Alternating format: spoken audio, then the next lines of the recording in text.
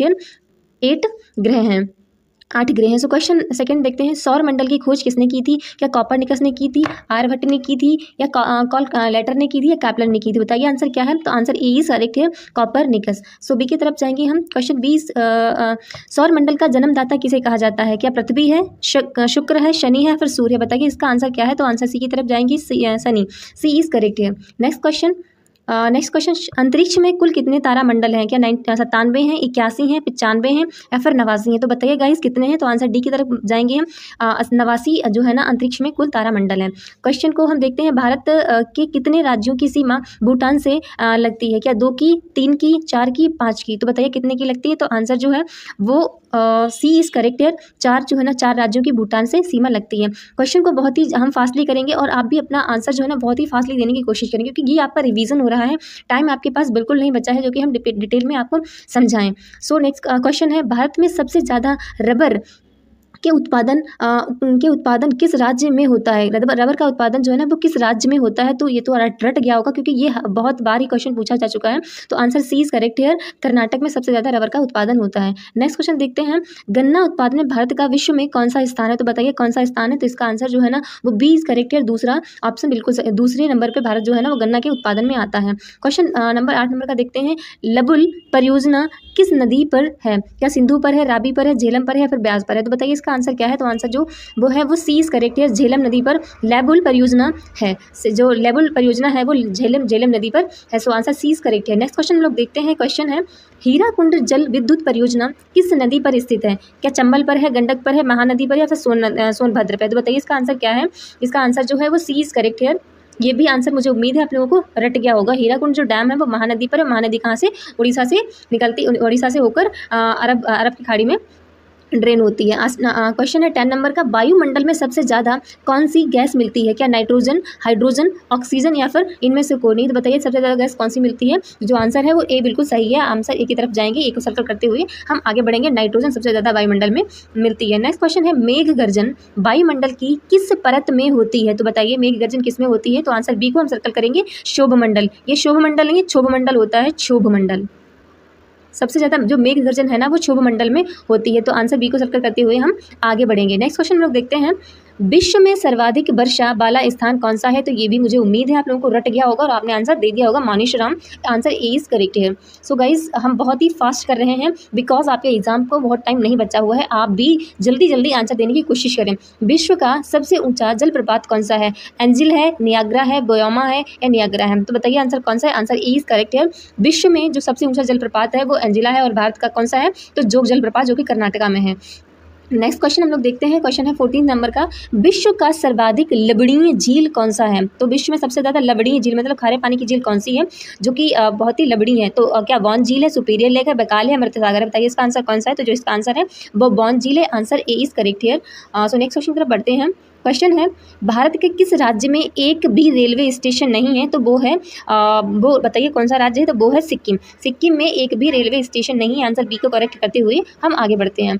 किस जीव के पास आँख नहीं होता है? क्या सांप के पास, केचुए के पास, केकड़ा के पास, या चमगादड़ के पास? तो बताइए इसका आंसर क्या है? आंसर जो है ना बी इज करेक्ट है, केचुए के पास जो है ना वो आँख नहीं होती है।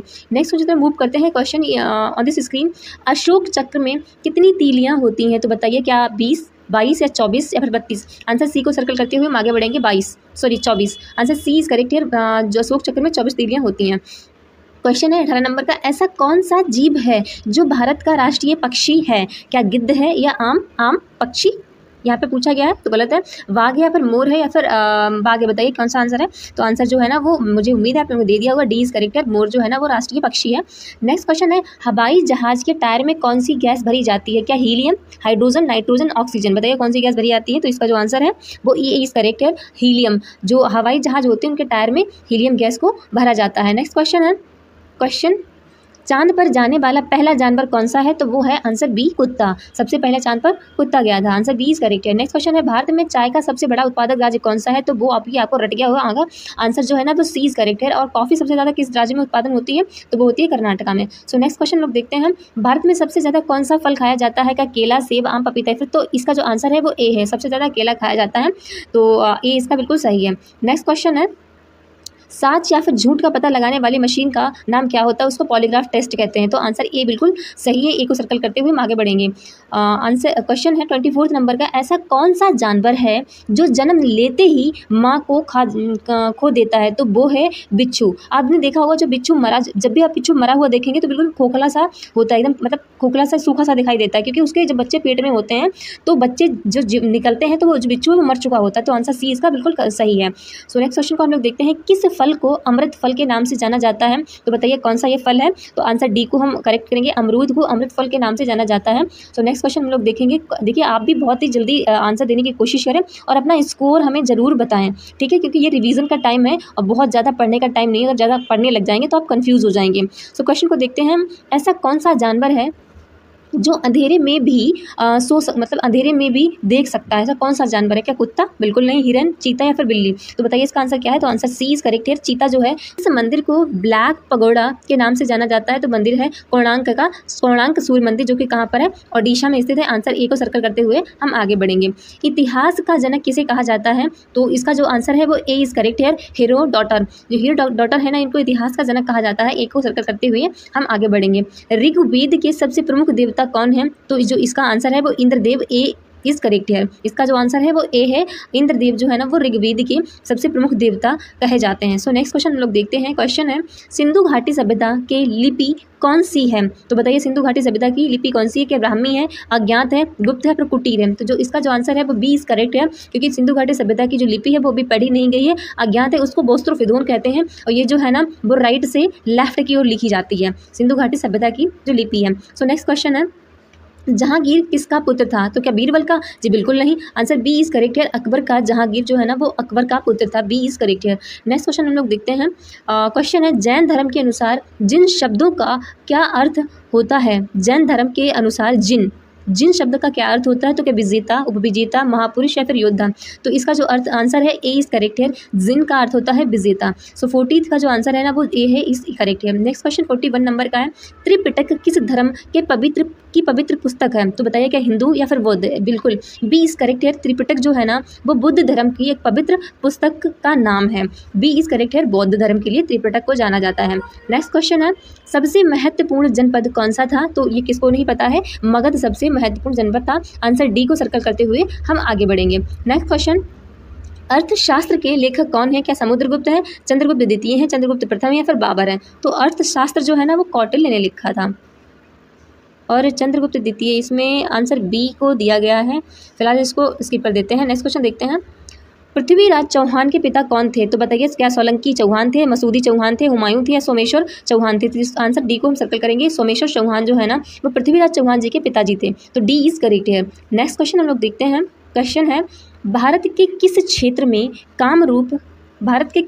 में कामरूप एक प्राचीन नाम है? तो ये जो है ना वो असम का कामरूप नाम हुआ करता था। आंसर बी इज करेक्ट है। पी को सर्कल करते हुए नेक्स्ट मूव करते हैं हम। क्वेश्चन है, किस राजपूत राजा ने मोहम्मद गौरी को पहली बार हराया था? तो बताइए इसका आंसर क्या है? तो आंसर सी इज करेक्ट है। वघेल भीम जो है ना इन्होंने राजपूत राजा थे, इन्होंने मोहम्मद गौरी को पहली बार हराया था। आंसर सी इज करेक्ट है। इसको सर्कल करते हुए हम नेक्स्ट की तरफ बढ़ते हैं। लोदी वंश के संस्थापक कौन था? क्या बहलोल लोदी था, सिकंदर लोदी था, नवाब था, मोहम्मद था? तो बताइए इसका आंसर क्या है? आंसर ए इज करेक्ट है, बहलोल लोदी। लोदी वंश का जो संस्थापक था वह बहलोल लोदी था। आंसर ए को सर्कल करते हम नेक्स्ट आगे मूव ऑन करते हैं। सो क्वेश्चन है, रामचरितमानस में तुलसीदास ने किस भाषा का उपयोग किया है? तो बताइए कौन सा इसका आंसर है? आंसर जो है ना वो बी इज करेक्ट है, उन्होंने अवधी भाषा का यूज़ किया है। बी इज करेक्ट है। सो नेक्स्ट क्वेश्चन, चार मीनार का निर्माण किसने करवाया था? क्या सिकंदर ने, लोदी ने, मोहम्मद कुली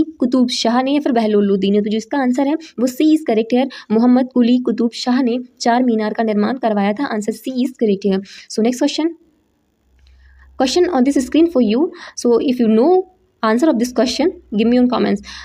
चित्तौड़गढ़ का किला कहाँ स्थित है? क्या पंजाब में, राजस्थान में, गुजरात में या फिर मध्य प्रदेश में? तो इसका आंसर जो है वो बी इज करेक्ट है। राजस्थान में चित्तौड़गढ़ का किला स्थित है। सो नेक्स्ट क्वेश्चन हम लोग देखते हैं, हवा महल किस शहर में स्थित है? क्या जयपुर में, अजमेर में, कर्नाटक में या पंजाब में? तो इसका आंसर जो है वो ए इज करेक्ट है।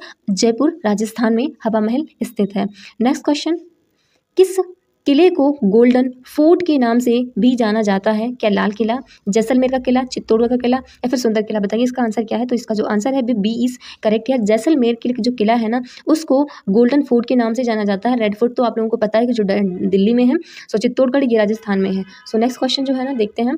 क्वेश्चन है बाबर किस वंश का शासक था? तो बताइएगा मुगल वंश का था, सैयद वंश का था, तुगलक का था, शुक्ल वंश का था?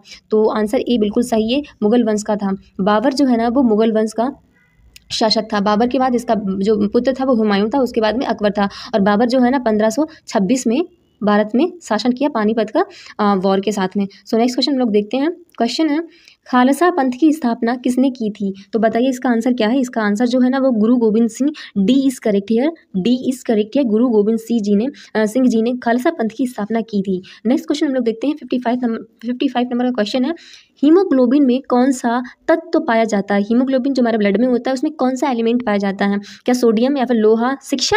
ओ कैसा अजीब है, तांबा। बताइए क्या इसका आंसर है। तो इसका आंसर जो है ना बी इज करेक्ट है, लोहा। हीमोग्लोबिन में लोहा पाया जाता है। मुझे उम्मीद है इस तरह के तो आंसर आप लोग बिल्कुल देखते ही पलक झपकते ही आंसर दे देते होंगे। सो नेक्स्ट क्वेश्चन है लीची का कौन सा भाग खाया जाता है? तो लीची का जो है ना वो एरियल भाग खाया जाता है, यानी कि गूदा खाया जाता है। A is correct here. Next question हम लोग देखते हैं। क्वेश्चन है नींबू का जो पीएच लेवल कौन सा का मान कितना होता है? तो इसका जो भी आंसर है वो 2.2 है। जो नींबू में पीएच होता है वो 2.2 है, यानी कि ए इज करेक्ट है। नेक्स्ट क्वेश्चन हम लोग देखते हैं। देखिए गाइस समझाने का टाइम बिल्कुल नहीं है, मैं क्वेश्चन को मतलब इलेबोरेट कर सकती हूँ, लेकिन क्या है कि आपके पास टाइम नहीं बचा है। आप सिर्फ रिवाइज करिए, आप अपना स्कोर चेक करिए कि आप कितना कर पा रहे हैं, कितने आंसर दे पा रहे हैं। क्वेश्चन है 1857 के विद्रोह को उर्दू कवि ने देखा था? क्या मीर तकी मीर है, जौक है, मिर्जा गालिब है या फिर इकबाल है? तो इसका जो आंसर है वो सी इज करेक्ट है। मिर्जा गालिब ने 1857 के विद्रोह को एक उर्दू कवि है उन्होंने मतलब लिखा है, कुछ ऐसा है। थोड़ा कंफ्यूजन या इस क्वेश्चन में हो रही है। नेक्स्ट क्वेश्चन है कन्नौज की लड़ाई किस वर्ष हुई थी? तो बताइए क्या 1524 में, 1540 में, 1536 में या 1596 में? तो बताइए इसका आंसर क्या है। तो आंसर जो है ना वो 20 करेक्ट है। 1540 में कन्नौज की लड़ाई हुई थी। सो नेक्स्ट क्वेश्चन को हम लोग देखते हैं। 1540 याद रखिएगा, कन्नौज का वॉर हुआ था। दुनिया का सबसे अच्छा भोजन किस देश में मिलता है? तो मैं तो अपनी इंडिया कहूँगी, लेकिन इटली में भी सबसे अच्छा भोजन कहते हैं इटली में। भारत और इटली इसमें दोनों ही ऑप्शन दिए गए हैं। तो आंसर जो है ना वो ए इज करेक्ट है। ए को सर्कल करते हुए नेक्स्ट की तरफ बढ़ते हैं। क्वेश्चन है वह कौन सा पक्षी है जो अपने आधे दिमाग को सुला सकता है? तो मुझे उम्मीद है इसका भी आंसर आपको पता होगा। ए इज करेक्ट है। जो बतख है वो अपने आधे दिमाग को सुला सकता है और आधे दिमाग को खुला रख मतलब जगह हुआ रख सकता है। नेक्स्ट क्वेश्चन किस फल से हमें तेल प्राप्त होता है? क्या अकेला नहीं, केला होगा, ये गलत है। क्या लीची से? बिल्कुल नहीं। कटहल से? बिल्कुल नहीं। नारियल से, नारियल का तेल भी होता है कि कुछ लोग बालों में लगाते हैं, कुछ लोग उसको मतलब पीते भी हैं। तो डी इज करेक्ट है। सो नेक्स्ट क्वेश्चन की तरफ हम देखते हैं। क्वेश्चन है कौन सा पक्षी अपने बच्चों को दूध पिलाता है? कौन सा पक्षी है जो अपने बच्चों को फीडिंग कराता है? क्या गौरैया है, उल्लू है, चमगादड़ है या तोता है? तो बताइए इसका आंसर क्या है। तो इसका जो आंसर है वो सी इज करेक्ट है। मुझे उम्मीद है इसका भी आंसर आप लोगों को पता होगा। सी इज करेक्ट है। चमगादड़ जो है ना वो अपने बच्चे को फीडिंग कराता है। तो इसको स्तनधारी होते हैं वो अपने बच्चों को फीडिंग कराते हैं, यानी कि दूध पिलाते हैं। सो नेक्स्ट क्वेश्चन लोग देखते हैं। भारत का राष्ट्रीय मिठाई क्या है? तो बताइए क्या है। अभी ऊपर क्वेश्चन आया था, आंसर जो है ना एक क्वेश्चन रिपीटेड है। तो जलेबी जो है ना हमारा राष्ट्रीय मिठाई है। ए इज करेक्ट है। नेक्स्ट क्वेश्चन लोग देखते हैं। क्वेश्चन है 65 नंबर का। भारत में सबसे बड़े मीठे पानी की झील कौन सी है? तो बूलर है। ये जो बूलर लेक है ना वो जम्मू कश्मीर में है। और डल चिल्का जो है ना वो खारे पानी की है जो कि ओडिशा में है। और पुष्कर जो है ना राजस्थान में, ये भी खारे पानी की झील है। डल लेक भी मीठे पानी की झील है, लेकिन उन्होंने पूछा है कि सबसे बड़ी मीठे पानी की झील कौन सी है? तो बूलर है। A is correct here. Wular lake सबसे बड़ी मीठे पानी की झील है। सो नेक्स्ट क्वेश्चन हम लोग देखते हैं। क्वेश्चन है अजूबों में से कौन सा अजूबा आगरा में स्थित है? क्या लाल किला दिल्ली में है, कुतुब मीनार, जंतर मंतर या फिर ताजमहल? बताइए इसका आंसर क्या है। तो इसका जो आंसर है वो डी है, ताजमहल। अजूबों में से अजूबा है, बिल्कुल ताजमहल भी एकदम अजूबा है जो कि आगरा में स्थित है। आंसर डी को सर्कल करते हुए हम नेक्स्ट क्वेश्चन की तरफ चलते हैं। क्वेश्चन है 67 नंबर का। हवा महल भारत के किस शहर में स्थित है? तो बताइए हवा महल कहाँ है? क्या आगरा में, जयपुर में, दिल्ली में, लखनऊ में? तो जो इसका आंसर है वो B is correct here. Jaipur में हवा महल है, जयपुर राजस्थान में हवा महल स्थित है। सो नेक्स्ट क्वेश्चन की तरफ हम देखते हैं। क्वेश्चन है हाथी कौन सा रंग देखकर पागल हो जाता है? तो हाथी जो है ना वो पीला रंग देख के पागल हो जाता है। और जैसा कि आप लोगों को पता है कि हाथी को अगर चींटी काट ले तो हाथी की मृत्यु हो सकती है। और हाथी पीला अगर रंग देख ले तो वो पागल हो जाता है। तो इसका जो आंसर है वो डी इज करेक्ट है।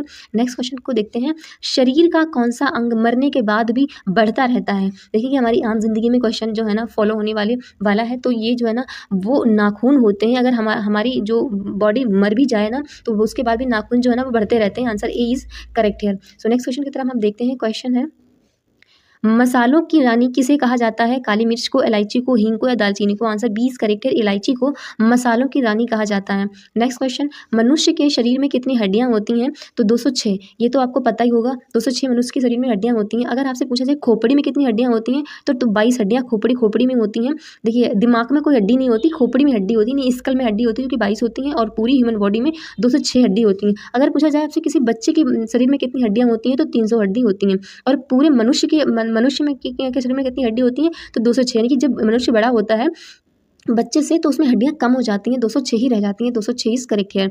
सो नेक्स्ट क्वेश्चन हम लोग देखते हैं। क्वेश्चन है, किस राज्य में चंदन के घने जंगल हैं? क्या मध्य प्रदेश में, उत्तराखंड में, सिक्किम में, कर्नाटक में? तो मुझे उम्मीद है इसका भी आंसर आपको रट गया होगा। डी इज करेक्ट है। चंदन जो है ना, लाल चंदन जो है ना कर्नाटक को जाना जाता है। सो सी इज करेक्ट है, डी इज करेक्ट है। नेक्स्ट क्वेश्चन को हम लोग देखते हैं। क्वेश्चन 73 नंबर का है।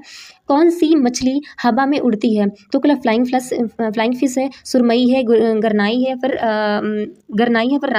रानी मछली है। कौन सी मछली है? तो इसका जो आंसर है वो ए इज करेक्ट है। फ्लाइंग फिश जो है ना वो हवा में उड़ती है। इसका नाम से ही आप समझ गए होंगे, flying fish. Answer A is correct है। आंसर ए को सर्कल करते हुए नेक्स्ट क्वेश्चन की तरफ देखते हैं। क्वेश्चन है, भारत का सबसे छोटा राज्य कौन सा है? क्या महाराष्ट्र है? बिल्कुल नहीं। उत्तर प्रदेश तो बिल्कुल भी नहीं। बिहार है? बिल्कुल नहीं। गोवा इज करेक्ट है। आंसर डी इज करेक्ट है। सो नेक्स्ट क्वेश्चन हम लोग देखते हैं। क्वेश्चन है, बुर्ज खलीफा को बनाने में कितना समय लगा था? तो बताइए इसका आंसर क्या है? तो इसका जो आंसर है वो ए इज करेक्ट है। 5 ईयर, 5 वर्ष बुर्ज खलीफा को बनाने में समय लगा था। जो गाइज है ना बहुत जल्दी आप फास्टली आंसर देने की कोशिश करें। अपना स्कोर कमेंट्स में जरूर बताएं हमें। सो नेक्स्ट क्वेश्चन है, गरीबों का गाय किसे कहा जाता है? तो बकरी को गरीबों की गाय कहा जाता है। आंसर सी इज करेक्ट है। गरीबों जो बकरी है ना उसको गरीबों की गाय कहा जाता है। नेक्स्ट क्वेश्चन है, ना घर का ना घाट का मुहावरा का सही अर्थ क्या होगा? तो बताइए कि झूठ प्रदर्शन, एक से स्थिति, अपराध करना, कहीं का न रहना। तो आंसर डी है। डी इज करेक्ट है। कहीं का भी न रहना, ना घर का ना घाट का मुहावरा जो है ना उसका अर्थ है कहीं का न रहना। डी इज करेक्ट है। नेक्स्ट क्वेश्चन को हम लोग देखते हैं। क्वेश्चन है, भारत का राष्ट्रीय त्योहार क्या है? क्या होली है, दिवाली है, ईद है, फिर स्वतंत्रता दिवस है? तो जैसे कि आप लोगों को पता है आज 15 अगस्त है। तो 15 जो अगस्त है ना यानी कि स्वतंत्रता दिवस को राष्ट्रीय त्योहार के रूप में मनाया जाता है। आंसर डी इज करेक्ट है। नेक्स्ट क्वेश्चन, भारत का राष्ट्रीय खेल क्या है? क्या हॉकी है, कबड्डी है, क्रिकेट है या फिर खो खो है? तो बताइए इसका आंसर क्या है? तो आंसर जो है ना वो ए इज करेक्ट है। हॉकी भारत का राष्ट्रीय खेल है। आंसर ए इज करेक्ट है। नेक्स्ट क्वेश्चन, 7 टापुओं का शहर किसे कहा जाता है? कर्क रेखा ऐसे निकलती है तो इसको भी आप याद रखिए। तो इसका जो आंसर है बी इज करेक्ट है। नेक्स्ट क्वेश्चन हम लोग देखते हैं। क्वेश्चन है, कड़गम किस राज्य का लोक नृत्य है? तो बताइए इसका आंसर क्या है? तो इसका जो आंसर है वो बी इज करेक्ट है। कड़गम जो है ना वो तमिलनाडु का लोक नृत्य है। कड़गम तमिलनाडु का लोक नृत्य है। आप 1-2 बार रिपीट ऐसे करेंगे, बार बार करेंगे तो आपको जो है ना याद हो जाएगा। तो बी इज करेक्ट है। नेक्स्ट क्वेश्चन है, भारतीय जागृति का जनक किसे कहा जाता है? तो बताइए इसका आंसर क्या है? जो इसका आंसर है वो डी इज करेक्ट है। भारतीय जागृति का जनक जो है ना वो राजा राम मोहन रॉय को कहा जाता है। राजा राम मोहन रॉय जो है वो भारतीय जागृति के जनक हैं। और राजा राम मोहन रॉय जो है ना इन्होंने ही जो विधवा पुनर्विवाह है वो भी इन्होंने शुरुआत की थी। तो आंसर डी इज करेक्ट है। नेक्स्ट क्वेश्चन हम लोग देखते हैं। क्वेश्चन है, क्वेश्चन 88 नंबर का है। जम्मू कश्मीर में उरी बांध किस नदी पर स्थित है? तो बताइए इसका आंसर क्या है? तो इसका आंसर जो है ना वो डी है। झेलम नदी पर उरी बांध जो है ना वो कहाँ पर है? वो जो झेलम नदी पर है जो कि जम्मू कश्मीर में है। नेक्स्ट क्वेश्चन हम लोग देखते हैं। कावेरी नदी का उद्गम कहाँ से होता है? क्या अमरकंटक से? बिल्कुल नहीं, तो मध्य प्रदेश में है।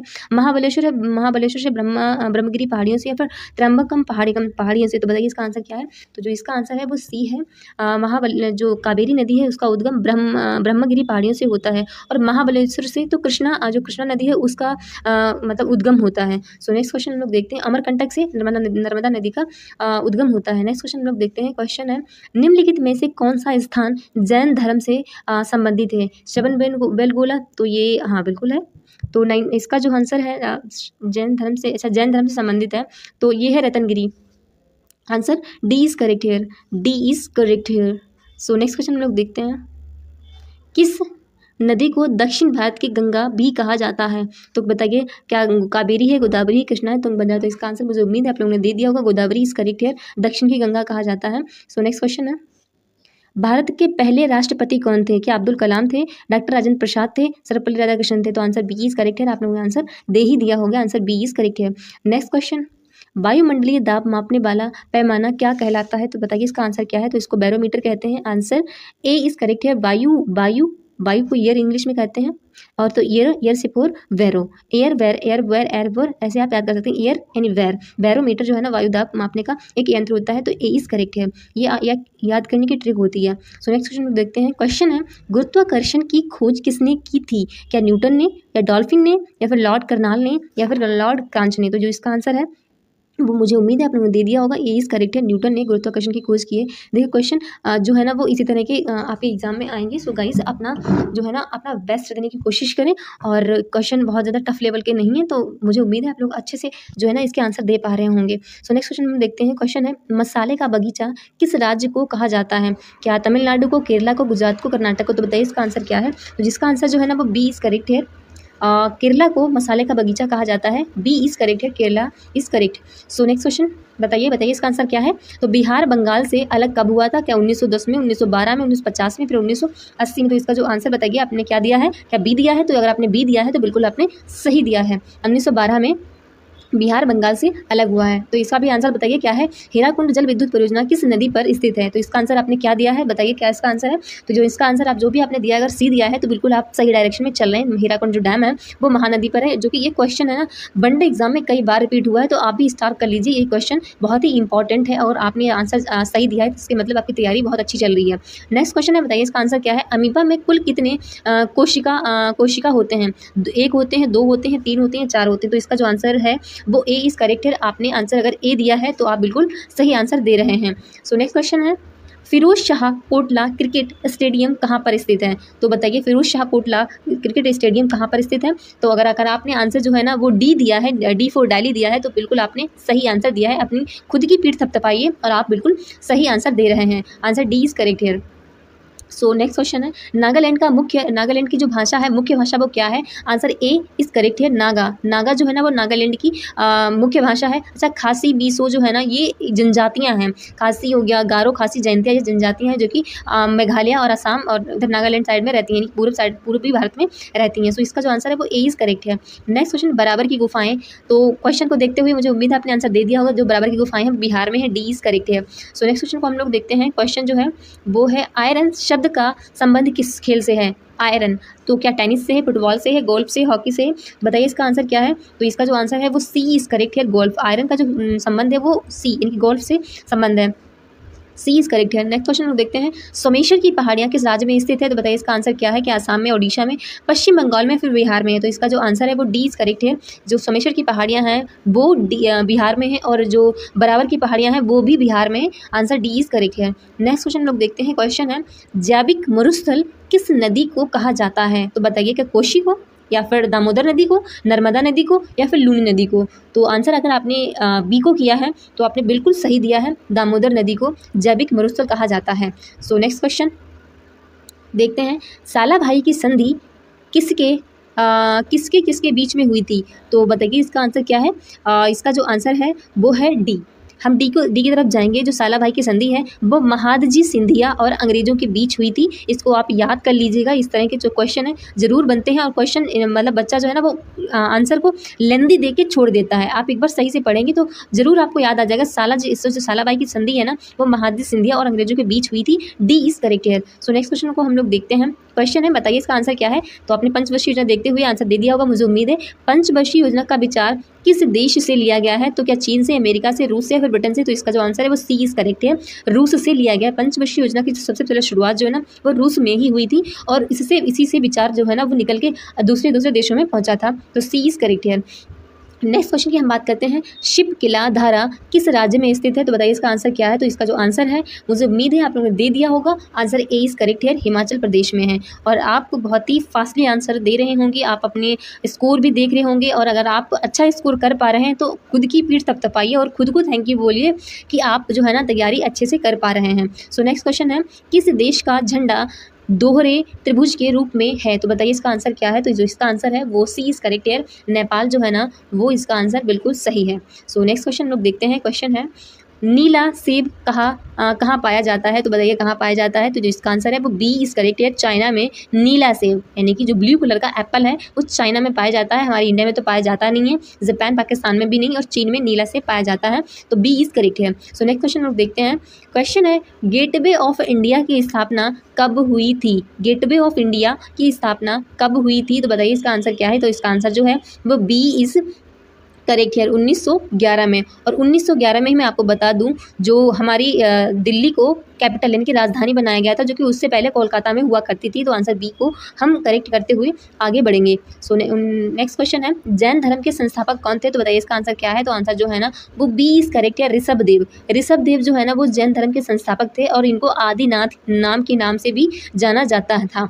तो महावीर स्वामी जो है ना इनके टाइम में जैन धर्म काफ़ी प्रोमिनेंट रहा है और जो इनकी संस्थापक हैं वो ऋषभदेव रहे हैं। तो बी इसको बिल्कुल सही है। आप याद रखना, इसमें काफ़ी कंफ्यूजन होती है। जो संस्थापक हैं वो ऋषभदेव जी हैं। नेक्स्ट क्वेश्चन हम लोग देखते हैं जैन धर्म में कुल कितने तीर्थंकर रहे हैं। तो बताइए कितने रहे हैं। तो ये 24 रहे हैं। डी इज करेक्ट है। जैन धर्म में कितने तीर्थंकर मतलब होते हैं, मतलब इनके कितने लीडर रहे हैं जो जिन्होंने चलाया है इस धर्म को, तो वो हैं 24। डी इज करेक्ट है। नेक्स्ट क्वेश्चन की बात करते हैं जैन धर्म के प्रथम तीर्थंकर कौन थे। तो क्या महावीर स्वामी थे, ऋषभदेव थे, त्रिशिला थे, जजीत थे, या फिर तो मैंने अभी इसको बताया है कि जैन धर्म के प्रथम तीर्थंकर जिन्होंने इसकी स्थापना की होगी तो वो थे ऋषभदेव। बी इज करेक्ट है। नेक्स्ट क्वेश्चन को देखते हैं तीर्थंकर शब्द किस धर्म से संबंधित है। तो मैंने अभी आपको बताया है वो है जैन धर्म से। सी इज करेक्ट है। जैन धर्म से। मुझे उम्मीद है कि इस तरह के आंसर जो है ना वो आप पलक झपकते दे रहे होंगे। जैन धर्म के 23वें तीर्थंकर पार्श्वनाथ किसके पुत्र थे। तो बताइए इसका आंसर क्या है। तो इसका जो आंसर है वो बी इज करेक्ट है। इनकी राजा अश्वसेन के पुत्र जैन धर्म के जो 23वें तीर्थंकर पार्श्वनाथ जो थे, पार्श्वनाथ राजा अश्वसेन के पुत्र थे। याद रखिए पार्श्वनाथ राजा अश्वसेन के पुत्र थे और जो पार्श्वनाथ हैं वो 23वें तीर्थंकर थे। अच्छा प्रथम तीर्थंकर कौन थे। तो ऋषभदेव जी प्रथम तीर्थंकर थे। और कितने तीर्थंकर हैं जैन धर्म में। 24 तीर्थंकर हैं। सो नेक्स्ट क्वेश्चन लोग देखते हैं महावीर स्वामी का जन्म कहाँ हुआ था। तो बताइए कहाँ हुआ था। इसका जो आंसर है वो बी इज करेक्ट है। अगर आपने बी को आंसर किया है यानी कुंडलग्राम में तो आपने बिल्कुल सही आंसर दिया है। कुंडलग्राम में महावीर स्वामी का जन्म हुआ था। अच्छा बताइए आप बुद्ध जो भगवान बुद्ध हैं उनका जन्म कहाँ हुआ था। तो उनका जन्म जो है ना वो लुम्बिनी नामक ग्राम में हुआ था। सो नेक्स्ट क्वेश्चन लोग देखते हैं महावीर स्वामी का बचपन का नाम क्या था। क्या महावीर था, सिद्धार्थ था, वर्धमान था, या फिर ऋषभदेव था। तो बताइए इसका आंसर क्या है। तो इसका जो आंसर है वो सी इज करेक्ट है। उनका नाम वर्धमान था। महावीर स्वामी के जो बचपन का जो नाम है वो वर्धमान था। आंसर सी इज करेक्ट है। सी को सर्कल करते हुए हम आगे बढ़ते हैं। क्वेश्चन है महावीर स्वामी का जो की मृत्यु कहाँ पर हुई थी। तो इनकी मृत्यु जो है ना वो पावापुरी में हुई थी। आंसर सी इज करेक्ट है। लुम्बिनी में तो भगवान बुद्ध जी का जन्म हुआ था और जो सी है ना यानी कि पावापुरी में महावीर स्वामी जी की मृत्यु हुई थी। और ये सारनाथ वही है जहाँ पर बुद्ध भगवान ने अपना पहला उपदेश दिया था। तो सी इसको सर्कल करते हुए हम नेक्स्ट क्वेश्चन की तरफ देखते हैं। क्वेश्चन है जैन धर्म में पूर्ण ज्ञान के लिए क्या शब्द है। यानी कि पूर्ण ज्ञान अगर प्राप्त हो गया तो उसको क्या कहेंगे। क्या निर्वाण कहेंगे, जिन कहेंगे, रतन कहेंगे, या फिर कैवल्य कहेंगे। तो बताइए इसका आंसर क्या है। तो इसका जो आंसर है वो डी इज करेक्ट है। उसको कैवल्य कहेंगे। जैन धर्म में पूर्ण ज्ञान प्राप्त करने के लिए जो शब्द यूज़ किया गया है उसको कैवल्य कहा गया है। आंसर डी इज करेक्ट है। सो नेक्स्ट क्वेश्चन है गाइस महावीर स्वामी को ज्ञान की प्राप्ति किस नदी के तट पर हुई थी। तो बताइए किस नदी के तट पर हुई थी। क्या सरस्वती नदी थी, सरिता नदी थी, गंगा नदी थी, या फिर यमुना नदी थी। तो इसका आंसर है वो बी इज करेक्ट है। सरिता नदी जो है ना उसके तट पर महावीर स्वामी जी को ज्ञान की प्राप्ति हुई थी। सो गाइस आगे हम देखते हैं महावीर एवं बुद्ध दोनों ने किसके शासन काल में उपदेश दिया। क्या बिंबिसार, अजातशत्रु, उदयन, या फिर अशोक। तो बताइए इसका आंसर क्या है। तो ये जो इसका आंसर है वो है ए इज करेक्ट है। बिंबिसार के जो समकालीन मतलब बिंबिसार का जब समय चल रहा था, उनका टाइम पीरियड चल रहा था, शासन काल चल रहा था, तो महावीर जी ने और बुद्ध ने इन दोनों ने अपने उपदेश दिए थे। तो वो शासन काल किसका था। तो बिंबिसार का था। आंसर ए को सर्कल करते हुए हम नेक्स्ट क्वेश्चन को देखते हैं। क्वेश्चन है जैन साहित्य को क्या कहते हैं। क्या त्रिपिटक, वेद, आर्य सूत्र, या फिर आगम। तो जो इसका आंसर है वो डी इज करेक्ट है। इसको आगम कहते हैं। त्रिपिटक किससे संबंधित है। तो त्रिपिटक जो है ना वो बुद्ध से संबंधित है। सो आगम जो है ना जैन साहित्य को बाबर और जो भी था, कोई लोधी करके था, तो उसके बीच में हुआ था। तो इसका जो आंसर है वो डी इज करेक्ट है। आंसर डी इज करेक्ट है। नेक्स्ट क्वेश्चन हम लोग देखते हैं। क्वेश्चन है 132 नंबर का। शिवाजी को तोपें किसने प्रदान की थी? क्या पुर्तगालियों ने, अंग्रेजों ने, डचों ने, या फिर इनमें से कोई नहीं? तो बताइए इसका आंसर क्या है? तो जो इसका आंसर है बी इज करेक्ट है। शिवाजी को जो तोपें हैं ना वो अंग्रेजों ने प्रदान की थी। बी इज करेक्ट है। सो नेक्स्ट क्वेश्चन गाइस, भारतीय राष्ट्रीय कांग्रेस की स्थापना कब हुई थी? तो भारतीय राष्ट्रीय कांग्रेस की जो स्थापना है, मुझे उम्मीद है आप लोगों को बिल्कुल पता होगा। तो इसकी स्थापना हुई थी 1885 में। Answer B is correct here. 1885 में भारतीय राष्ट्रीय इंडियन नेशनल कांग्रेस की स्थापना हुई थी। B is correct here, 1885। So next question लोग देखते हैं। मौन घाटी यानी कि साइलेंट वैली का संबंध किस राज्य से है? तो इसका आंसर जो है वो ए यानी कि केरल में। इसको मौन घाटी कहते हैं, इसको शांत घाटी कहते हैं, इसको साइलेंट वैली कहते हैं। तो जो इसका आंसर है वो ए इज करेक्ट हियर, वो केरला में स्थित है। नेक्स्ट क्वेश्चन है, दिस इज लास्ट क्वेश्चन। ये है लास्ट क्वेश्चन गाइस। सो अंतरा कहाँ की समाचार एजेंसी है? क्या अमेरिका की है, इंडोनेशिया की है, मलेशिया की है, फ्रांस की है? तो बताइए इसका आंसर क्या है? तो जो इसका आंसर गाइस है वो इंडोनेशिया की है। ये जो है ना अंतरा जो है ना वो क्वेश्चन रिपीटेड है। अंतरा कहाँ की समाचार एजेंसी है? तो ये समाचार एजेंसी है तो कहाँ की? इंडोनेशिया की है। गाइस इंडोनेशिया की जो कैपिटल है वो जकार्ता है। जकार्ता है। तो ये अंतरा जो एजेंसी है वो कहाँ की समाचार एजेंसी है? तो इंडोनेशिया की है। गाइज ये लास्ट आज के क्वेश्चन है। सो ये आज के क्वेश्चन है और काफ़ी अच्छे लेवल के क्वेश्चन है और काफ़ी मतलब ये रिपीटेड क्वेश्चन जो कि वनडे एग्जाम में काफ़ी पूछे जाते हैं और क्वेश्चन इसी लेवल के आते हैं। तो मुझे उम्मीद है आप लोगों का स्कोर जो है ना वो काफ़ी अच्छा रहा होगा। जो भी आप लोगों का स्कोर आया हो वो मुझे कॉमेंट्स में ज़रूर बताएँ गाइज, और ज़रूर अपने कॉमेंट्स में एक बार स्कोर को ज़रूर बताएँ। और जो भी आपका स्कोर रहा हो, अगर आपका स्कोर 60+ रहा है तो आप खुद को थैंक यू बोलिए और खुद की पीठ थपथपाइए और अपने को बेस्ट बोलिए, क्योंकि आपका स्कोर अच्छा रहा होगा। और आपका एग्ज़ाम भी अगर इस स्कोर में रहा है तो आपका एग्ज़ाम भी काफ़ी अच्छा जाएगा और यूपी पैट में आपका स्कोर कार्ड भी काफ़ी अच्छे परसेंटेज में आएगा। So thank you guys attending this lecture. और आपको किसी भी तरह की कोई क्वेरी हो तो मुझे कमेंट्स में ज़रूर बताया करें। आपको किसी भी तरह की इस लेक्चर में कमी महसूस होती हो कि हमें क्या और इसमें इम्प्रूवमेंट करना चाहिए तो प्लीज़ हमें सजेशन ज़रूर दें। हम पूरी कोशिश करेंगे इसमें इम्प्रूवमेंट लाने की, अपना पूरा बेस्ट देने की कोशिश करेंगे और आपको पूरा अच्छा कंटेंट प्रोवाइड करने की कोशिश करते हैं। So thank you guys, thank you, all the best हमारी पूरी टीम की तरफ से। Thank you again and again, thank you. तीनों गोलमेज सम्मेलनों में भाग लिया। अच्छा, ये तीनों गोलमेज सम्मेलन कहां पर हुए साथियों? लंदन में हुए थे। 1930 में पहला, दूसरा 31 में, फिर 32 में। लेकिन उनका नाम आपको बताना है जिन्होंने इन तीनों गोलमेज सम्मेलन में भाग लिया। तो डॉक्टर भीमराव अंबेडकर ने लिया था।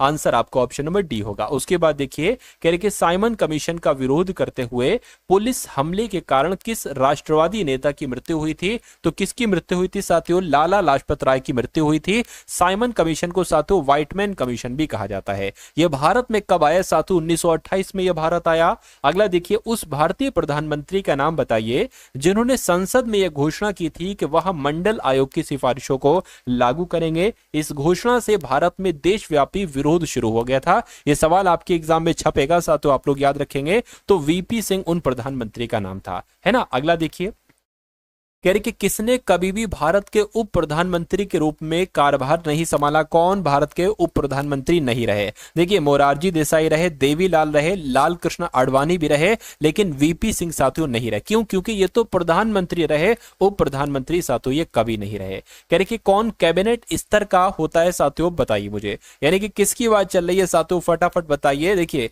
जो विपक्ष के नेता होते हैं साथियों, इनका दर्जा कैबिनेट स्तर का ही होता है। भारत की संसद द्वारा हिंदू विवाह अधिनियम साथियों ये कब लागू किया गया? तो ये तो 1955 में लागू किया गया। अगला सवाल है कह के कौन से राज्य पालघाट दर्रे से आपस में जुड़े हुए हैं? तो कौन से राज्य मैं कह सकता हूं साथियों? केरल और तमिलनाडु, ये जो दो राज्य हैं साथियों, ये पालघाट दर्रे से आपस में जुड़े हुए हैं। ये सवाल आपसे एग्जाम में पूछा जाता है। उसके बाद देखिए, भारत का सबसे बड़ा राष्ट्रीय उद्यान इसमें से कौन सा है साथियों? मुझे आप लोग बता दीजिए। देखिए, यहां पर अगर बात करते हैं सबसे बड़े, जो हेमिस राष्ट्रीय उद्यान है, यह भारत का सबसे बड़ा राष्ट्रीय उद्यान है। ये आप लोग याद रखेंगे, ठीक है ना। चलिए, और ये कहां पर स्थित है साथियों? ये लद्दाख में स्थित है। ये बात आप लोग याद रखेंगे। ये कहां पर स्थित है? अगर बात करते हैं इसकी, तो ये लद्दाख में स्थित है, ठीक है ना। अच्छा, अगर बात करते हैं सुंदरबन राष्ट्रीय उद्यान कहां पर स्थित है, तो ये साथियों वेस्ट बंगाल में, पश्चिम बंगाल में स्थित है। और जिम कॉर्बेट राष्ट्रीय उद्यान की अगर बात करते हैं तो ये उत्तराखंड में स्थित है। और गिर राष्ट्रीय उद्यान की बात करते हैं तो साथियों ये गुजरात में स्थित है। उसके बाद देखिए कह रहे कि किस क्रांति ने तिलहनों के उत्पादन में वृद्धि की थी, तो किसकी बात चल रही है, मैं कह सकता हूं पीली क्रांति की बात चल रही है। यानी कि पीली क्रांति जो संबंधित है वो तिलहन के उत्पादन से संबंधित है। तिलहन के उत्पादन में वृद्धि हुई थी साथियों पीली क्रांति की मदद से। कहने कि भारतीय अर्थव्यवस्था का प्राथमिक क्षेत्र किसे कहा जाता है, तो यहां पर आपका जवाब जो होगा वो कृषि हो जाएगा। यानी कि भारतीय अर्थव्यवस्था का प्राथमिक क्षेत्र जो है वो साथियों कृषि ही है। आंसर आपका जो ऑप्शन नंबर ए होगा। अगर आपसे पूछे कि अर्थव्यवस्था की रीढ़, भारतीय अर्थव्यवस्था की रीढ़ किसे कहा जाता है, तो कृषि को ही भारतीय अर्थव्यवस्था की रीढ़ कहा जाता है। कह के भारत में बैंकों का राष्ट्रीयकरण जो किया गया था वो कब किया गया था, तो 1969 में ही साथियों भारत में बैंकों का राष्ट्रीयकरण किया गया था। यह बात आपको याद रखना है। यानी कि 2011 की जनगणना के अनुसार निम्नलिखित में से किस राज्य में जनसंख्या घनत्व सबसे ज्यादा है, तो जनसंख्या घनत्व जो सबसे ज्यादा है वो कहां का है साथियों, वो बिहार राज्य का है। ये बात आपको साथियों मालूम होना चाहिए, है ना। कितना है साथियों, 1106 है। कितना है साथियों, 1106 है।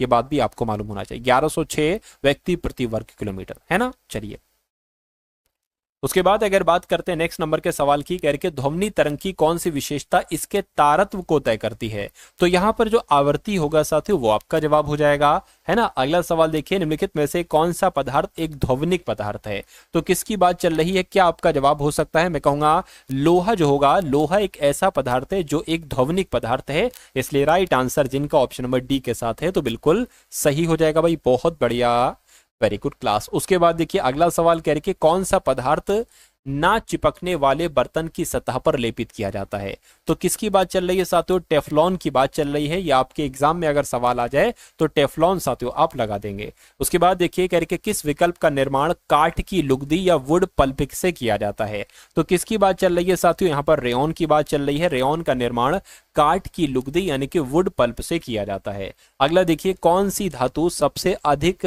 आघातवर्ध यानी कि मैलिएबल होती है, तो किस धातु की यहाँ पर बात चल रही है, यहाँ पर साथियों सोने और चांदी की बात चल रही, क्योंकि सोना और चांदी ये साथियों आघातवर्ध होती हैं, साथियों सबसे अधिक आघातवर्ध होती हैं।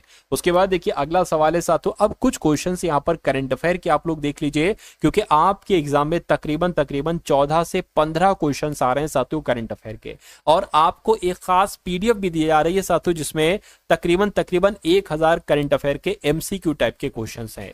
मेरा मानना है कि अगर आप 1000 क्वेश्चंस तैयार कर लेते हैं, जो बहुत आसान है, क्योंकि हमने क्वेश्चंस को इस प्रकार से तैयार करवाया है ताकि आपका बहुत फास्टली रिवीजन हो जाए। इसके ये क्वेश्चन है, जस्ट नीचे उसका आंसर लिखा है, 4 ऑप्शन है, जो ऑप्शन सही है वो नीचे लिखा हुआ है ना। तो ऐसे आप बहुत तेजी के साथ साथियों अपने इन 1000 क्वेश्चंस को तक पक्का कर सकते हैं। तो जो आपको पीडीएफ दी जा रही है साथियों, आप मैसेज करिएगा, है ना, आपको वो भी दे दी जाएगी, व्हाट्सएप पर मैसेज करिएगा, आपको वो भी दे दी जाएगी साथियों, है ना। चलिए, तो कौन यूक्रेन पर रणनीतिक साझेदारी पर समझौता ज्ञापन पर हस्ताक्षर किया है। उसके बाद देखिए ब्रिटिश एकेडमी फिल्म पुरस्कार 2025 में किस फिल्म को सर्वश्रेष्ठ फिल्म के लिए पुरस्कार दिया गया, तो किस फिल्म की बात चल रही है, कॉन्क्लेव नामक फिल्म की बात चल रही है। इस फिल्म ने ही ब्रिटिश एकेडमी फिल्म पुरस्कार 2025 में साथियों इस फिल्म को सर्वश्रेष्ठ यानी कि बेस्ट फिल्म के लिए पुरस्कार दिया गया, कॉन्क्लेव नामक फिल्म को। करके भारत की पहली GCC नीति का अनावरण जो किया है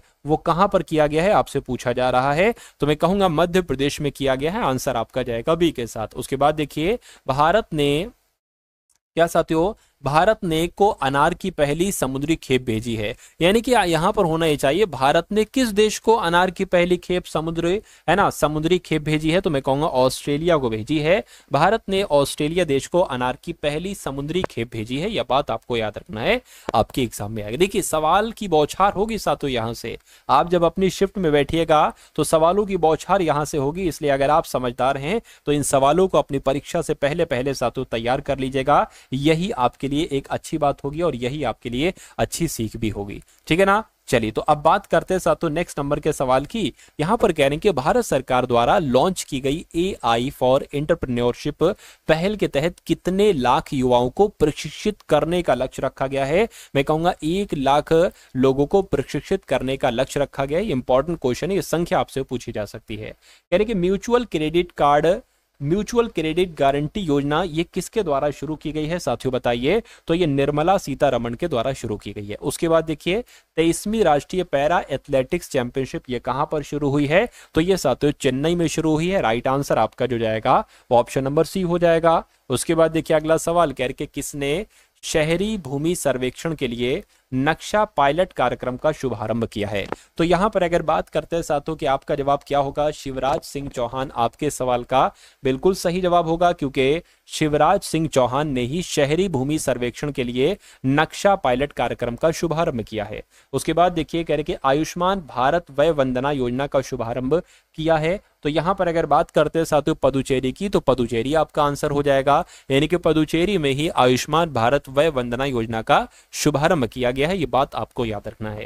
यानी कि दशावतार नाट्य प्रदर्शन ये कहां पर शुरू हुआ है? तो ये साथियों कहां पर शुरू हुआ है? महाराष्ट्र में शुरू हुआ। ये बात आपको याद रखना है। ये भी इंपॉर्टेंट क्वेश्चन है, आपके एग्जाम में आएगा कि दशावतार नाट्य प्रदर्शन कहां शुरू हुआ है? तो महाराष्ट्र में। उसके बाद देखिए कह रहे कि नेपाल और किस देश ने हाइड्रो नेपाल परियोजना के लिए समझौता ज्ञापन पर हस्ताक्षर किया है? तो किसकी बात चल रही है? क्या आपका जवाब होगा? फ्रांस आपका जवाब हो जाएगा।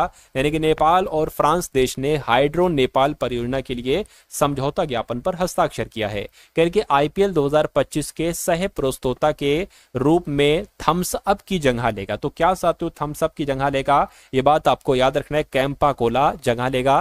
कैंपा कोला आपका बिल्कुल सही और सटीक जवाब हो जाएगा। उसके बाद देखिए आईआईटी, यानी कि किस आईआईटी ने स्वदेशी अंतरिक्ष चिप IRIS विकसित की है? तो ये काम आईआईटी मद्रास ने किया है साथियों। किसने? आईआईटी मद्रास ने ये काम किया है। कह के किसने imagine a world with more women in science अभियान शुरू किया है? तो ये साथियों किसने शुरू किया है? ये यूनेस्को ने शुरू किया है। यूनेस्को आपके सवाल का बिल्कुल सही जवाब हो जाएगा। उसके बाद देखिए कह के किस राज्य सरकार ने Swiss Indian chamber of commerce के साथ समझौता ज्ञापन पर हस्ताक्षर किया है? तो यहां पर आपका जवाब जो जाएगा वो कर्नाटक जाएगा। यानी कि कर्नाटक राज्य सरकार ने Swiss Indian chamber of commerce के साथ समझौता ज्ञापन पर हस्ताक्षर किया है। तो साथियों अब आपके सामने यहाँ पर रीजनिंग के क्वेश्चन से स्टार्ट हो चुके हैं। रीजनिंग को हम बहुत अच्छे तरीके से साथियों पढ़ेंगे। सारे सवाल मैंने बहुत टॉप लेवल के लिए हैं जो आपके एग्जाम में आपको देखने को मिलेंगे। तो साथियों इन सवालों को आप लोग देखिए और अपने पेपर को साथियों क्रैक कर डालिए एनटीपीसी के। देखिए चूहे का जो संबंध पकाने से है, चूल्हे का जो संबंध पकाने से, वही संबंध चाकू का किससे? देखिए चूल्हा काम आता है कोई भी चीज पकाने में, चाकू किससे संबंधित है साथियों? कोई चीज बनाने में, चित्र करने में, झंझरी करने में या काटने में। तो चाकू की अगर बात करिए काटने से संबंधित हो जाएगा। अगला देखिए करके टाटा का संबंध 401202 से है। तो साथियों टाइटन का संबंध किससे होगा? ये बात आपको बताना है। अब आपको अगर दिमाग आपके अंदर थोड़ा सा है तो आप इसको पहचान कर मुझे दिखाएंगे कि भैया टी से ये 4 या 0 बना है। देखिए मुझे ऐसा लग रहा है कि टी की अगर बात करते हैं ना साथियों, टी से ये 40 बना होगा, क्योंकि टी आता है 20 पर और 20 से डबल हो जाएगा साथियों 40। ए की बात करें, ए 1 पर आता है साथियों, यहां पर 1 है, ठीक है। अब टी आता है 20 पर तो 20 का 20 पूरा लिखा हुआ है। अब ए आता है 1 पर तो साथियों 2 लिखा हुआ, यानी कि डबल कर दिया। सबसे पहले एक तो डबल किया है और सबसे अंत में डबल किया है। तो यही रूल हम यहां पर फॉलो करते हैं। देखिए जैसे कि अगर बात करते हैं टी 20 पर आता है तो हम यहां पर साथियों 40 लिखेंगे। अब क्या, अब जैसे कि ये 9 पर आता है तो हम 9 ही लिख देंगे। फिर टी 20 पर आता है साथियों तो हम यहां पर क्या कर सकते हैं, यहां पर सातु फिर से, अब जरूरी नहीं कि देखिए अब 40 यहां पर आपको कहीं दिख रहा है, नहीं दिख रहा है, तो ये आपको लग रहा होगा, है ना। तो हम 20 लिख देंगे। अब ए की अगर बात करते हैं तो ए के लिए सातु 1 लिखेंगे। एन आपका 14 पर आता है, डबल कर देंगे 28 कर देंगे। तो कुल मिला के 40 9 20 128 तो हमें ऑप्शन नंबर ए में दिख रहा है। तो ये आपका आंसर हो जाएगा। अगर शुरू देखिए आपको पूरा एग्जाम में सवाल नहीं सॉल्व करना है, आपको 40 9 यहां दिख गया था, आप इसको लगाकर आगे बढ़ जाते। 40 9 की अगर अच्छा 40 9 यहां पर भी है, ठीक है, तो फिर इसको पूरा आपको सॉल्व करना है। लेकिन कुछ ऑप्शंस होते हैं ऐसे कि थोड़ा सा अगर आप देखो कि और देखो कि भाई कोई और 3 ऑप्शन वैसे नहीं है तो आप उसको लगाकर आगे बढ़ जाना। वैसे इसमें तो पूरा आपको सॉल्व करना था, ठीक है ना। खैर चलिए अगला सवाल आपकी स्क्रीन पर है। आपसे कहा जा रहा है कि सभी केयर टेकर कुशल, कुछ केयर टेकर वकील हैं, ठीक है। यहां पर अगर बात करें सातु, बहुत ध्यान से आपको इसको देखना होगा। यहां पर अगर बात करें, एक सेकेंड, ये दूसरा यहां से कथन स्टार्ट है साथियों, है ना। दूसरा कथन यहां से जो है ना वो आपका स्टार्ट है। ये देखिए मैंने दूसरा कथन कर दिया। अब देखिए सवाल को कह रहे कि कुछ सभी केयर टेकर कुशल हैं। तो सभी केयर टेकर, मान लीजिए साथियों ये हमने क्या बना लिया, ये हमने केयर टेकर बना ली, और सभी केयर टेकर की अगर बात करते हैं साथियों क्या है, ये कुशल हैं। और कह रहे कि कुछ कुशल वकील है, मान लेते इतने कुशल क्या हो गए, इतने कुशल साथियों वकील हो गए, इतने कुशल क्या हो गए, इतने कुशल यहाँ पर आपके वकील हो गए। ठीक है, उसके बाद कह रहे कि सभी कुशल चित्रकार हैं। ये सभी के सभी कुशल जो है ना, ये सभी के सभी कुशल कौन है साथियों, ये चित्रकार हैं। ठीक है, अब निष्कर्ष को पढ़िए और देखिए और बताइए कौन सा निष्कर्ष आपको यहाँ पर बिल्कुल सही लग रहा है और कौन सा गलत लग रहा है। देखिए अगर यहाँ पर हम लोग बात करें कि कुछ चित्रकार वकील है, कुछ चित्रकार वकील है, बिल्कुल इतने चित्रकार वकील हैं, ये बात तो बिल्कुल सही है। कोई भी चित्रकार वकील नहीं है, ये गलत बात है। कुछ चित्रकार वकील है, अब यहाँ पर कहा गया है, और यहाँ पर ऐसा है भी कि भैया कुछ चित्रकार वकील है, लेकिन कह रहे कि कोई भी चित्रकार वकील नहीं है, तो ये गलत हो जाएगा। यानी कि केवल निष्कर्ष एक आपका पालन करता है, ऐसा ऑप्शन नंबर ए में लिखा हुआ है। तो ये क्या होगा, ये आपके सवाल का बिल्कुल सही जवाब हो जाएगा। अगले नंबर का सवाल आपकी स्क्रीन पर है साथियों, देखिए और मुझे बताइए आपका जवाब यहां पर किस ऑप्शन के साथ जा सकता है। चलिए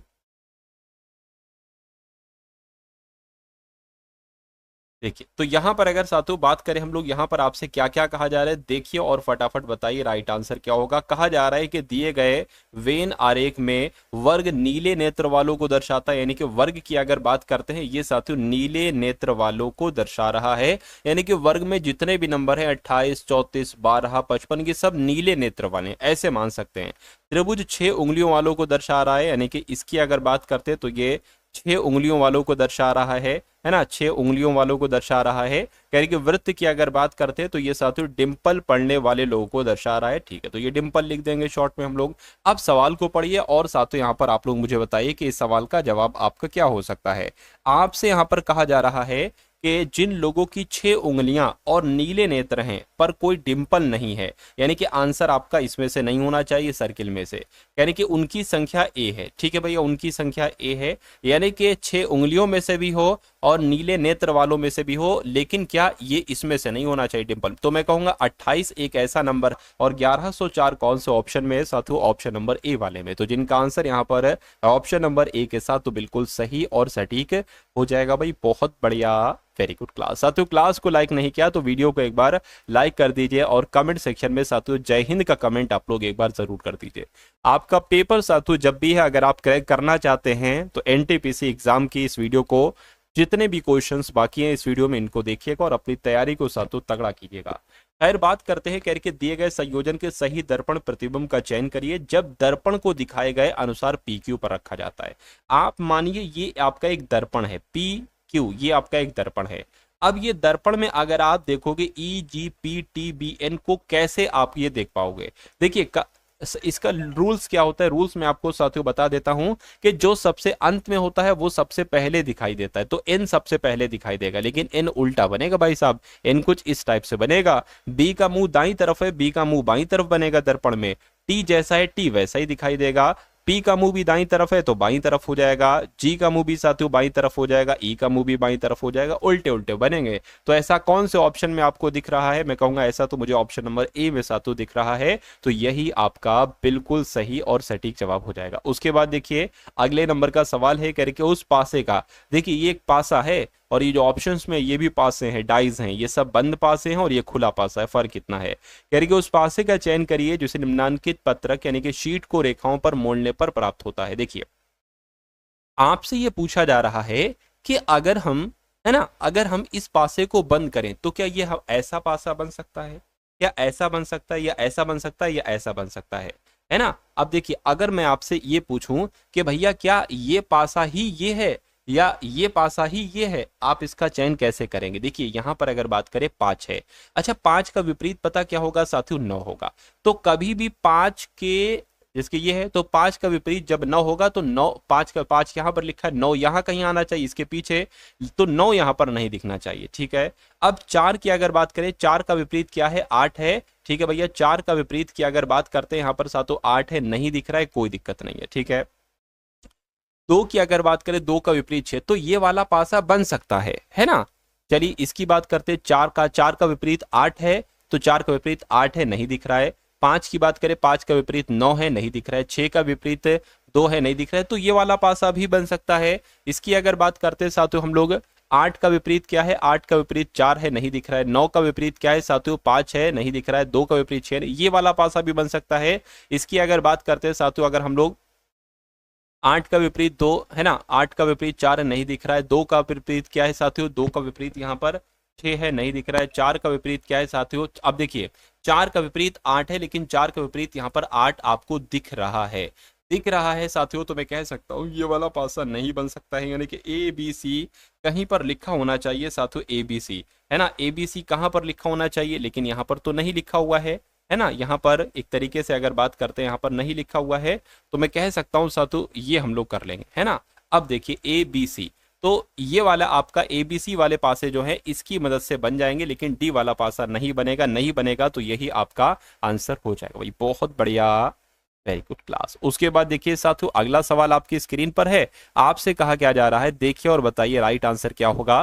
कहेंगे ये बहुत शानदार सवाल है, कहेंगे 9 मित्र हैं A B C D E F G H I, ये उत्तर की तरफ साथियों मुंह करके बैठे हैं, यानी कि एक पंक्ति में बैठे होंगे। कितने लोग हैं, 9 लोग हैं, 1 2 3 4 5 6 7 8 और एक साथियों 9, ये 9 लोग यहाँ पर हमने बैठा दिए। उसके बाद कह रहे हैं कि उत्तर की ओर मुंह किए हुए एक पंक्ति में बैठे हैं, यानी कि ए एच के बाएं दूसरा है, एच बी के बाएं दूसरे स्थान पर है, बी पंक्ति के एक छोर पर है, एफ ए और एच के बीच में है, डी आई और सी के बीच में है, सी ई के दाएं तीसरे स्थान पर है, पंक्ति के बीच में कौन है, यहां कहीं आपको बताना है कौन बैठेगा। देखिए एच के बाएं दूसरे स्थान पर, आप एच को कहीं पर भी बैठा दो। आप मान लीजिए एच को अगर बात करते यहां पर बैठा दिया, कहने कि एच के बाएं दूसरे पर ए है, तो एच का बायां किधर हो जाएगा, एच के बाएं दूसरे पर ए है 1 2, यानी कि ए साथियों आपका यहां पर हो जाएगा।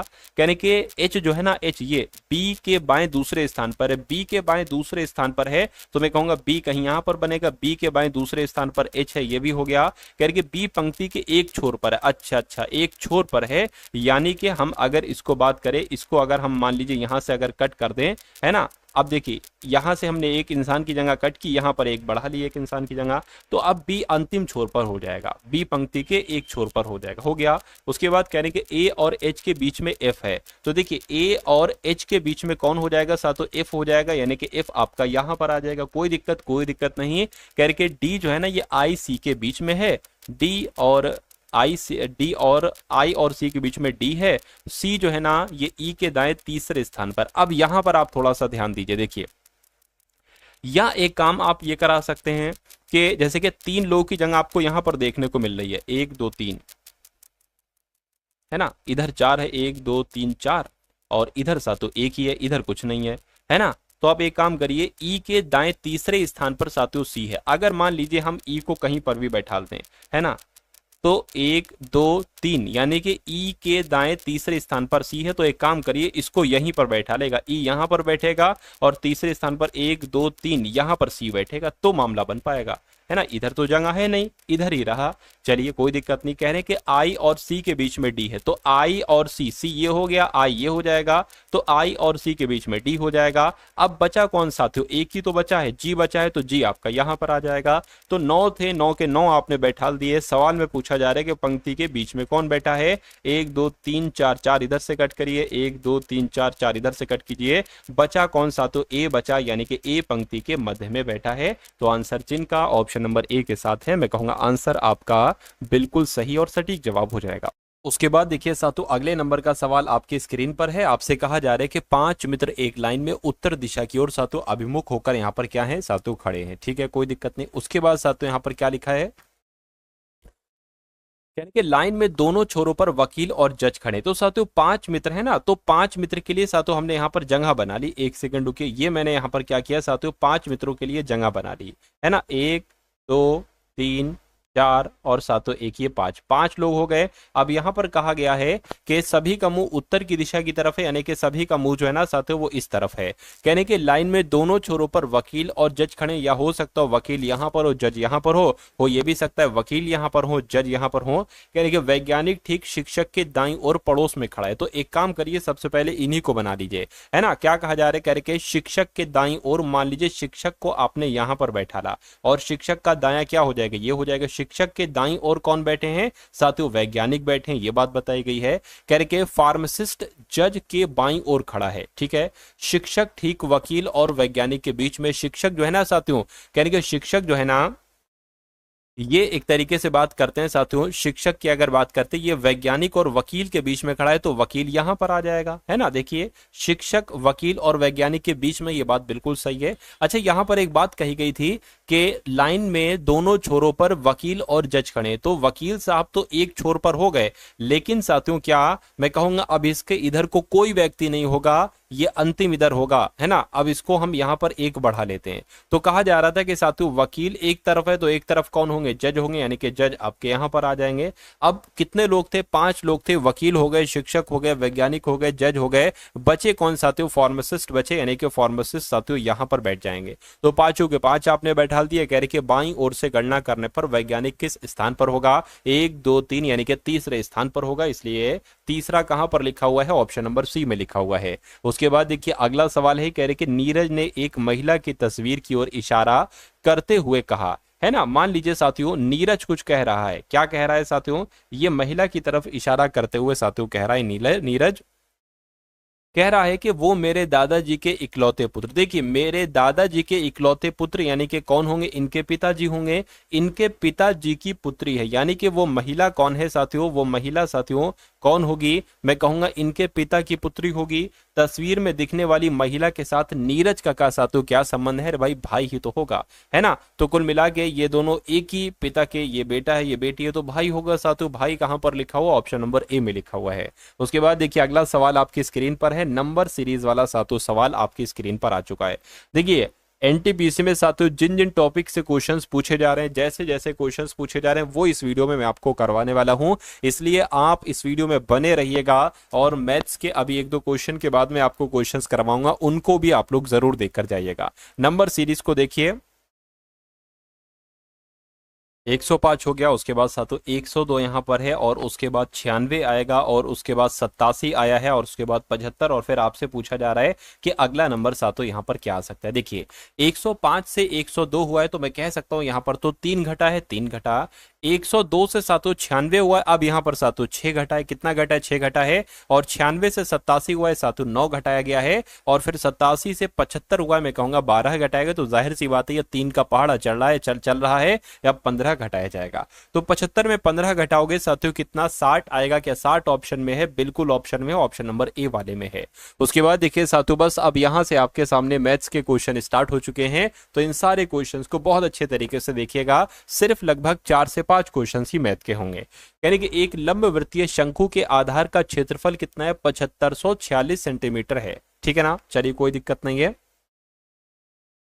7546 सेंटीमीटर स्क्वायर है, और इसकी ऊंचाई 15 सेंटीमीटर है। शंकु का आयतन आपसे यहां पर साथियों क्या किया जा रहा है, पूछा जा रहा है। तो शंकु के आयतन का सूत्र क्या होता है, क्या आपको पता है, नहीं पता है तो देख लीजिए।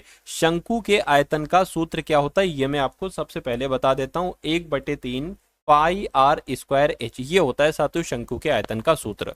अच्छा यहां पर शंकु के आधार का क्षेत्रफल दे रखा है, क्या, शंकु के आधार का क्षेत्रफल, ठीक है ना। और उसके बाद साथियों इसकी ऊंचाई दे रखी है, शंकु का आयतन पूछा जा रहा है आपसे।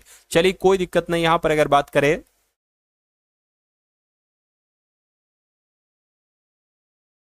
अब यहां पर मैं आपको बता दूं, देखिए शंकु के आधार का क्षेत्रफल का सूत्र पता क्या होता है साथियों, पाई आर स्क्वायर, और पाई आर स्क्वायर यानी कि 7546 यहां पर है।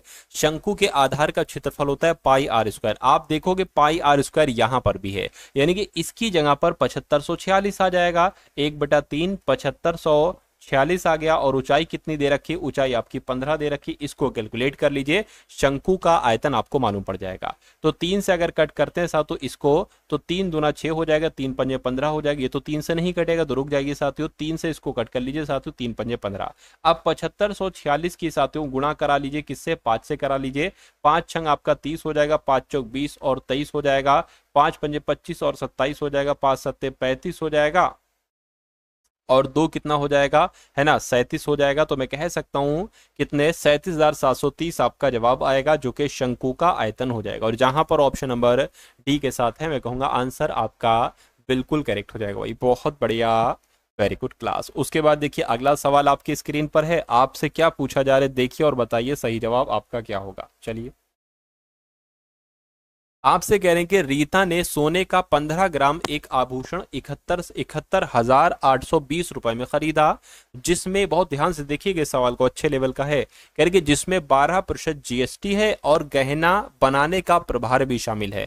मतलब 15 ग्राम उसने लिया है सोना, और जो कि 71,820 रुपए का बैठा है, इसमें 12% जीएसटी भी ऐड है और गहना बनाने का जो एक तरीके से प्रभार है वो भी साथों इसमें ऐड है। तो कहने के सोने का प्रति ग्राम मूल्य क्या होगा। सोने का प्रति ग्राम, 1 ग्राम का मूल्य पूछा गया, ये 15 ग्राम का मूल्य है, लेकिन 1 ग्राम का जो मूल्य पूछा गया है उसमें आपको 12% जीएसटी हटा के बताना है, और जो गहना है ना, गहना बनाने के प्रभाव वो भी सातु हटा के यहां पर बताना है। तो ये सवाल आप कैसे कर सकते हो, देखिए मान लेते जीएसटी को छोड़कर गहने का मूल्य क्या होगा, जीएसटी को छोड़कर गहने का मूल्य मान लेते सातु एक्स होगा, ठीक है ना, एक्स होगा सातु, चलिए कोई दिक्कत नहीं है। अब अगर बात करते हैं, मान लीजिए ये वो मूल्य है, ये सब हटा के 12% वगैरह ये सब हटा के है, तो अगर सातु मैं आपसे कहूं कि इसका हम देखिए 12%, तो इसका अगर हम 12% निकालेंगे तो 112/112% हो जाएगा, यानी 112/100 हो जाएगा। अच्छा, ये जो मूल्य दे रखा है वो दे रखा है 71,850, तो 71,850 नहीं बल्कि 820 यहां पर आ जाएगा।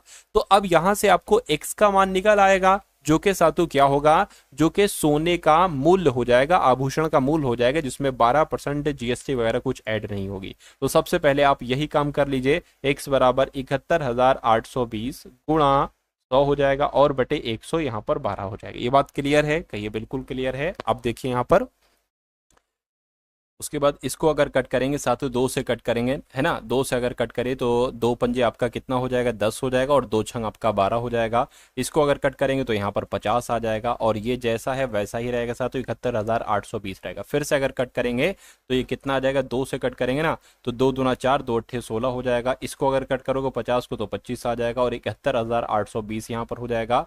अब यहाँ पर अगर बात करते हैं साथों, 7 चौक 28, 7 एकम 7 और 0 लग जाएगा, 2 नंबर एक साथ काट रहे हैं, 7 दूना 14 और 4 इसमें से कितना जाएगा, 4 जाएगा ना, तो 42 हो जाएगा। 7 छंग आपका 42 हो जाएगा और 0 लग जाएगा। 4 से अगर और कट करें तो 4 दूना 8 यहाँ पर हो जाएगा, 4 पंजे आपका 20 हो जाएगा, है ना, 4 पंजे 20, 4 छंग आपका 24 हो जाएगा और 4 पंजे 20 हो जाएगा। अब 2565 की गुणा आपको 25 से कराना है, ठीक है ना, क्या साथियों, 2565 की गुणा आपको किससे कराना है सातों, 25 से कराना है ना, इस नंबर से कराना है। तो इससे सातों गुणा करा लीजिए, 5 पंजे आपका 25 हो जाएगा, 5 छंग आपका 30 और 2 आपका 32 हो जाएगा, है ना, 5 पंजे 25 और 3 28 हो जाएगा, 5 दूना 10 और 2 12 हो जाएगा, और कट करोगे 2 से तो 5 दूना आपका 10 यहाँ पर आ जाएगा, 6 दूना 12 और 1 13 हो जाएगा, ठीक है ना, और साथियों 5 दूना 10 और 1 11 आपका हो जाएगा, 2 4 और 1 5 हो जाएगा। इसको प्लस कर लीजिए और इसको साथियों यहाँ से हटा दीजिए, ठीक है।